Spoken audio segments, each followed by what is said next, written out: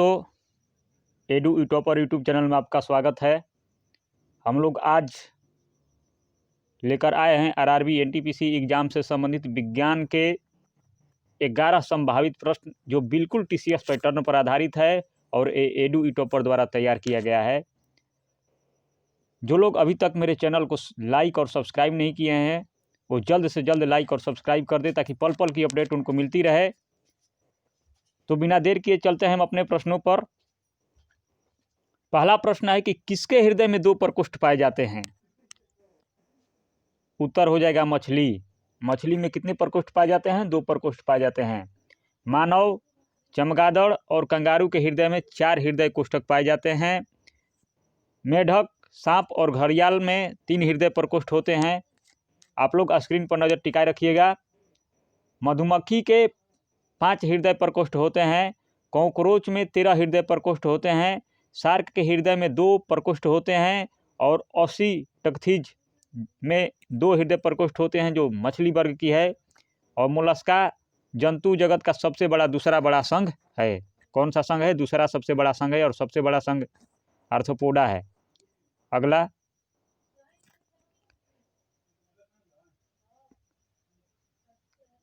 कार्य का एसआई मात्रक होता है। मात्रक से भी प्रश्न आ रहे हैं तो कार्य का एसआई मात्रक क्या हो जाएगा? जूल हो जाएगा। और कार्य क्या है? तो कार्य एक अदिश राशि है और कार्य का सीजीएस पद्धति में मात्रक क्या होता है? अर्ग होता है।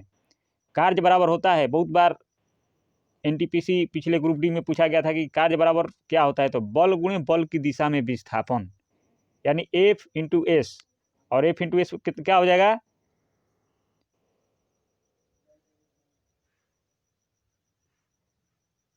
एफ इंटू एस बराबर एफ एस कॉस थीटा है। F S cos theta. अगला,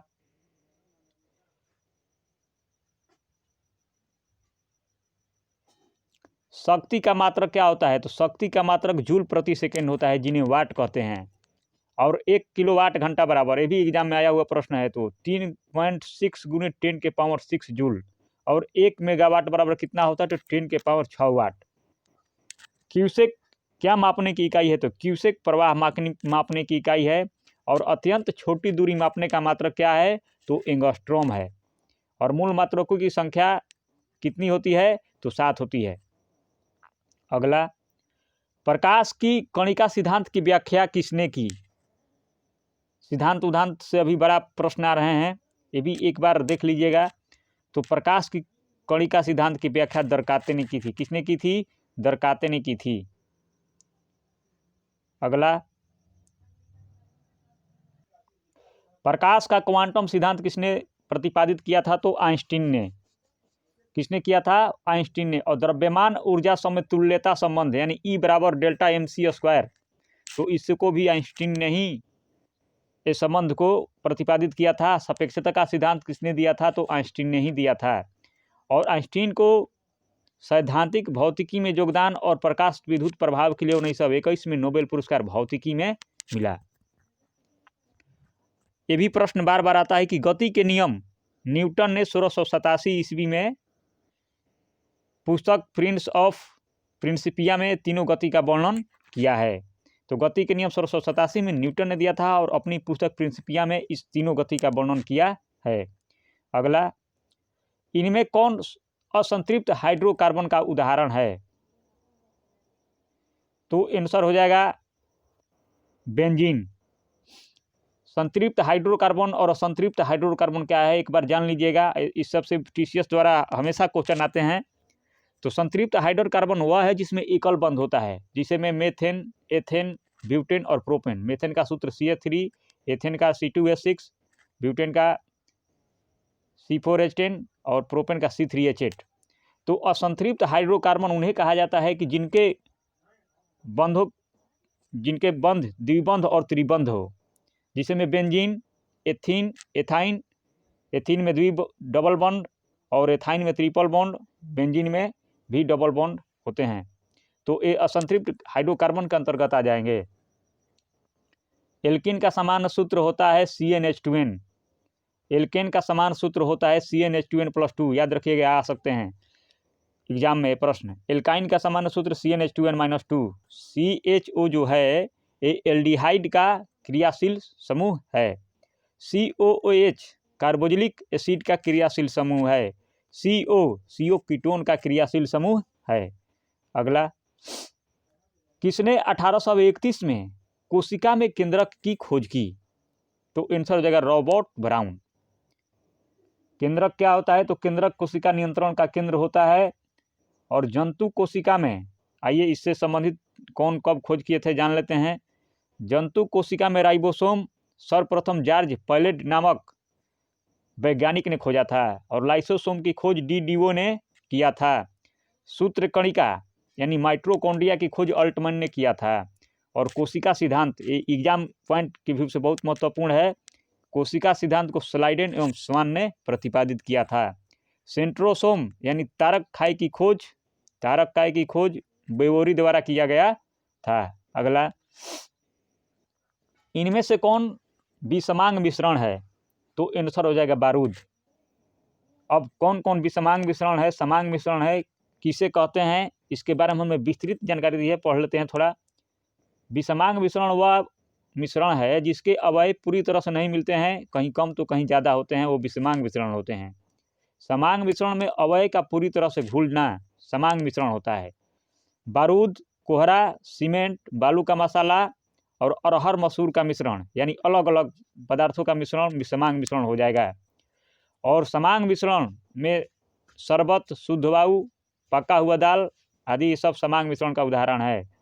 अगला है, जल एक सार्वत्रिक विलायक है। क्या है?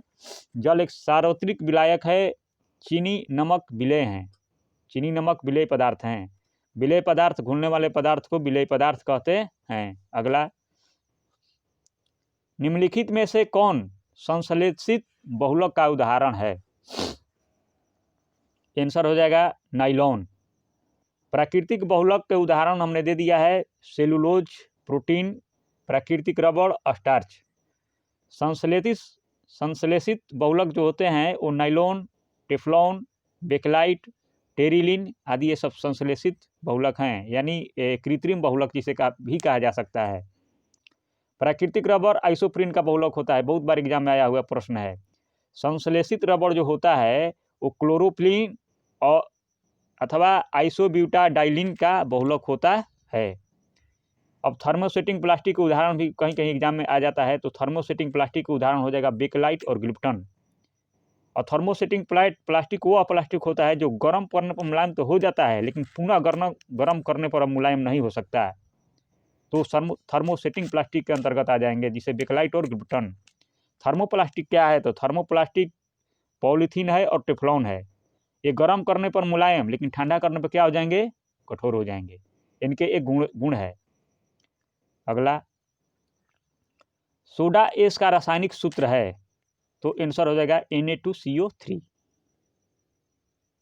इसे और संबंधित कुछ सूत्र जान लेते हैं, जिसे हाइपो का रासायनिक सूत्र क्या होता है? तो Na2H2O3 × 5H2O। कॉस्टिक सोडा का रासायनिक सूत्र क्या होता है? तो NaOH। लूनर कॉस्टिक किसे कहा जाता है? तो AgNO3 को लूनर कॉस्टिक कहा जाता है। वाशिंग सोडा का रासायनिक सूत्र Na2CO3 × 10H2O। क्लोरोफ्लोरोकार्बन को फ्रियोन भी कहते हैं। क्या कहते हैं? फ्रियोन भी कहते हैं। और बक्साइड का सूत्र होता है Al2O3 × 2H2O। देखिए यहाँ पर Na2CO3 × 10H2O में H2O कट गया है, ध्यान दीजिएगा। अगला, मलेरिया का कारण प्लाज्मोडियम प्रोटोजोआ है, जिसका वाहक मादा एनफिलीज मच्छर होती है। और इस जानकारी के लिए रोनाल्ड डॉस को नोबेल पुरस्कार किस वर्ष मिला था? तो उत्तर हो जाएगा 1902 में। 2020 में नोबेल पुरस्कार चिकित्सा के क्षेत्र में मिला है हार्वे जे अल्टर, माइकल हॉप्टन और चार्ल्स एम राइस। करंट का क्वेश्चन है। और इन्हें हेपेटाइटिस सी वायरस की खोज हेतु मिला है। एथेरोस्क्लेरोसिस रोग हृदय धमनी से संबंधित है। स्वाइन फ्लू वायरस का नाम इन्फ्लुएंजा H1N1 है। जापानी इंसेफ्लाइटिस विषाणु जनित रोग है। हीमोफिलिया रोग में रक्त का थक्का नहीं बनता है। टाइफाइड साल्मोनेला टाइफी जीवाणु से होता है। कहीं कहीं प्रश्न में आ जाता है कि टाइफाइड का कारण क्या है? तो साल्मोनेला टाइफी। काली खांसी बोर्डेला पर्टुसिस जीवाणु से होता है। अगला, आंदोलन से तो आना ही आना क्वेश्चन है, एक बार देख लीजिएगा। जिसे बिश्नोई आंदोलन किसके नेतृत्व में किया गया था, तो आंसर हो जाएगा अमृता देवी बिश्नोई। चिपको आंदोलन, इससे संबंधित प्रश्न है। चिपको आंदोलन 1973 में सुंदरलाल बहुगुणा के नेतृत्व में उत्तराखंड में हुआ था, जो पर्यावरण और वन और वृक्षों को बचाने हेतु था। अपिको आंदोलन कर्नाटक का चिपको आंदोलन कहा जाता है। नर्मदा बचाओ आंदोलन 1985 में हुआ था। इस ये आता है कि नर्मदा बचाओ आंदोलन से कौन से व्यक्ति संबंधित हैं, तो याद रख लीजिएगा 3 व्यक्ति संबंधित हैं, मेधा पाटकर, बाबा आमटे और अरुंधति राय। और एक किस लिए था, तो नर्मदा नदी पर बहुउद्देशीय बांध का परियोजना का विरोध किया जा रहा था। नवदान्या आंदोलन वंदना शिवा, जैविक खेती एवं जैव विविधता संरक्षण के लिए वंदना शिवा द्वारा 1987 में किया गया था। साइलेंट वैली आंदोलन पलक्कड़ के केरल के पलक्कड़ में वन संरक्षण हेतु 1973 में किया गया आंदोलन था। राष्ट्रीय वन नीति को 1988 में लागू किया गया था। और सलीम अली पक्षी विहार कहाँ है, तो गोवा में है। और कौंडिन्या पक्षी विहार कहाँ है, तो आंध्र प्रदेश में है। एकदम स्क्रीन पर नजर गड़ाइएगा, आप देखते चलिएगा, एकदम खटाखट माइंड में घुसते चला जाएगा। अगला, अगर किसी वस्तु का द्रव्यमान तिगुना कर दिया जाए तो गतिज ऊर्जा कितने गुना हो जाएगी, तो आंसर हो जाएगा 3 गुना। अगर द्रव्यमान को तिगुना करने पर गतिज ऊर्जा कितनी हो जाएगी, 3 गुना। गतिज ऊर्जा का सूत्र होता है काइनेटिक एनर्जी, जिसे इंग्लिश में कहा जाता है, और इसका सूत्र होता है ½ mv²। द्रव्यमान चेंजिंग नहीं होगा क्योंकि सूत्र में ही है ½ mv², जिसे ½ mv²। अगर इसको 2 गुना करते हैं तो 2 गुना के 2 गुना 10 गुना रह जाएगा, ये भी 2 गुना हो जाएगा। और इसी तरह अगर वेलोसिटी है वेग को, जिसे ½ mv², अगर इसको 2 गुना करते हैं तो ये कितना हो जाएगा काइनेटिक एनर्जी, तो ये हो जाएगा 4 गुना। कितना हो जाएगा, 4 गुना। चलिए, अगर वेग को 3 गुना करेंगे तो काइनेटिक एनर्जी कितने गुना हो जाएगी, तो वेग को 3 गुना करने पर काइनेटिक एनर्जी 9 गुना हो जाएगी। याद रखिएगा, ऐसे क्वेश्चन हमेशा आ रहे हैं। और बढ़ती हुई हवा में गतिज ऊर्जा होती है। खींचे हुए गुलेल स्प्रिंग में भंडारित ऊर्जा, घड़ी की चाबी में संचित ऊर्जा स्थितिज ऊर्जा का उदाहरण है। और गुरुत्व बल के विरुद्ध स्थितिज ऊर्जा का सूत्र होता है P = mgh, जहाँ m मास है, g गुरुत्वीय त्वरण और h ऊंचाई है। और ये प्रश्न बड़ा इंपॉर्टेंट है कि स्थितिज ऊर्जा प्लस गतिज ऊर्जा क्या मिलकर होता है, तो ये आंतरिक ऊर्जा होता है। क्या होता है, आंतरिक ऊर्जा। तो अगर वीडियो आप लोगों को अच्छा लगे तो आप लोग सब्सक्राइब कीजिए तथा शेयर भी कीजिए। और हम लोग ऐसे ही PDF और वीडियो आपको उपलब्ध कराते रहेंगे, जो एग्ज़ाम से एकदम बेस्ट होगा और एग्ज़ाम के लिए बहुत ही लाभदायक होगा। तो दोस्तों, फिर मिलेंगे अगले कड़ी में कुछ नए के साथ। तब तक के लिए धन्यवाद।